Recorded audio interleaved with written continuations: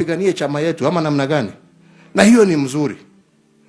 No kiria kienda hakaragia ni kuona ati aratetera kiama gitu akirumaga ari angi. Uramarumira ki? Uramoria ki? We ndwendie sera yaku, ndwendie we uria urenda. Ha? Na niä KIONI Secretary General nä ngå kwä ra kå rä niä maå macio ma hä ndä ciothe gå thoma mtandao andå ndiå na aroiga arå ire Jubilee araruma Gachagua na kå u araruma å rä a å ngä nä ndikwenda maå macio ma gä kodi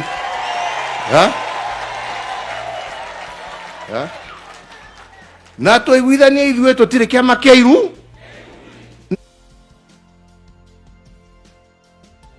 Now, looking at that message that one former President Uhuru Muigai Kenyatta has passed out, it is clear that Uhuru Muigai Kenyatta will actually come into terms with Rigathi Gachagua, Kalonzo Musyoka, and he will actually unite the united opposition in the year 2026, and he will crack a deal that will see the 2027 government being formed of the united opposition.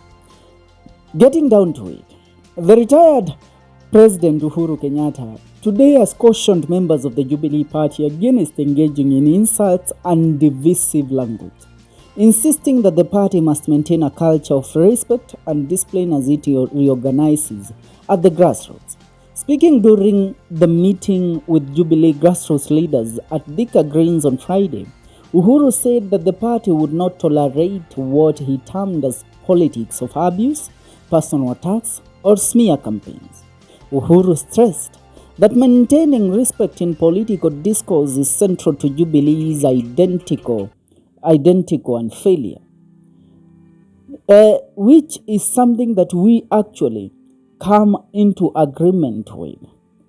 He says, he warned that any member found hurling insults or provoking division would face expulsion without hesitation. I will not tolerate members insulting one another, he said in the Kikuyu dialect. While I hold this leadership and until I hand it over to someone else to advance the party, anyone who engages in such conduct will be shown the door. Our means out. If you want to behave that way, find another party, not this one. Are we understanding each other? Now, the remarks were met with applause from the attendees, many of whom expressed support for the former president's renewed push to streamline the party's internal order and public messaging. Uhuru argued party officials and supporters to focus on constructive engagement with citizens by promoting policy ideas and development plans rather than trading insults with political opponents. He said that such conduct not only disrespects the values of the party but also undermines public trust. He also addressed online exchanges and political commentary that he said were damaging the party's reputation. The former president pointed particularly to instances where Jubilee members or supporters were perceived to be attacking former Deputy President Rigathi Gachagua and other leaders under the guise of defending Jubilee. And I quote him, "Insults will not take you anywhere. It is respect that takes a person far," he said. And to the Secretary General Jeremiah KIONI, I want to say this habit of constantly following and reacting to what is being said online where people say they are defending Jubilee by insulting Gachagua and others, I do not want that behavior. Uhuru emphasized that the party intends to rebuild from the ground up through peaceful engagement and well-structured political messaging. He encouraged grassroots leaders to return to their communities and speak directly to the people about Jubilee's policies, values, and future direction without resorting to confrontation. He reminded members that Jubilee has historically presented itself as a unified and stable political formation and must continue to do so. I quote him, "We want to sell our agenda as Jubilee. We want leaders who are respected and leaders who can move this country forward."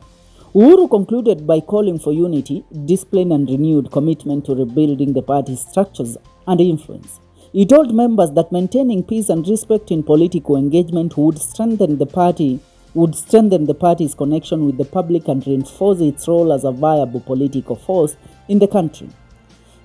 The forum in Murang'a County also saw Jubilee Deputy Party Leader Fred Matiang'i attend. Now, allow me to tell you one thing. This is a proof that Uhuru Muigai Kenyatta is ready now for Gachagua. That Uhuru Muigai Kenyatta is ready to have a sit down with the united opposition and actually forge a path for the Jubilee Party and forge a path for the united opposition ahead of the 2027 general election. And allow me to celebrate the statement made by Uhuru Muigai Kenyatta against his Secretary General Jeremiah KIONI, a man that has been compromised to the latter. Jeremiah KIONI, without fear of contradiction, he is a mole of President William Ruto under a payroll of the National Intelligence Service. So he is paid by the government to actually destroy Jubilee from within. And that is one thing Uhuru has realized.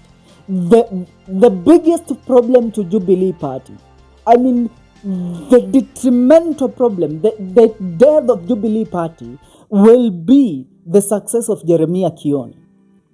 And that is one thing Uhuru has realized. And as time goes, it seems Uhuru is going to take measures by kicking Jeremiah KIONI out of the party. Because allow me to remind you that the person that has ruined Matiang'i's chances within the united opposition is none other than Jeremiah KIONI. Every time he finds a chance to sit in an interview with a radio station or a TV station in the country, the messages that he pushes out there are divisive messages that are to taint the name of the united opposition leaders, Akina Kalonzo, Akina Gachagua, Martha Karua, Eugene Wamalwa and the rest.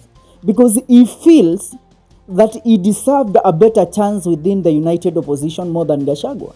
Yet he wants to deserve that chance, but he has control over nothing. If it's not for Uhuru Muigai Kenyatta appointing him as the Secretary General of Jubilee Party, right now angekuwa anauza makaa huko kwao Daragwa. So he has ruined the chances of Matiang'i within the united opposition. Matiang'i is a very intellectual leader. Matiang'i never engages in online banters with the rest of the united opposition. Even if they term him or abuse him or call him a project, he does not respond to it. But the person that responds to it and who sees himself as more valuable and undisposable within the Uhuru Muigai Kenyatta's party is Jeremiah KIONI. And his nonsensical ways has made Fred Matiang'i to be labeled a project of the state. You have seen Akina Ndegwa Njiru, Akina Gachagua, Akina Cleophas Malala stating that Matiang'i is a project of the state. Yet, Matiang'i is not a project of the state. The only person that has pushed these people to actually decide or actually see that Matiang'i is working for the government is Jeremiah KIONI, because Jeremiah KIONI is working for the government. And allow us to tell Uhuru Muigai Kenyatta, the party leader of Jubilee, the future of Jubilee depends on who you are going to pick as the Secretary General of that party. And it shouldn't be Jeremiah KIONI, because Jeremiah KIONI is already compromised. He has been compromised for a very long time. And you see Jeremiah KIONI bringing people like Wambugu Ngujiri back to the party, people that destroyed the Jubilee Party in 2017 and in 2022, now pretending that they are coming to rebuild that party. These are people that are under President William Ruto's payroll. We have seen them in late night meetings with Akina Kipchumba Murkomen and Oscar Sudi, discussing on how to deal and destroy the united opposition. Are we together? And that is something Uhuru has realized. And we call upon the former president to actually now take charge, to actually execute what we actually saw him execute before, making sure that Jubilee remains steady. Matiang'i has a chance of being selected as the running mate to Kalonzo Musyoka. But that chance will be ruined by this idiot called Jeremiah KIONI. And one thing we are saying, there are here three people. Right now, Matiang'i, who was supposed to be named in this ticket ya Kalonzo Musyoka, seems to be losing it to George Natembeya, because the united opposition is not trusting Matiang'i no more because of what Jeremiah KIONI is doing.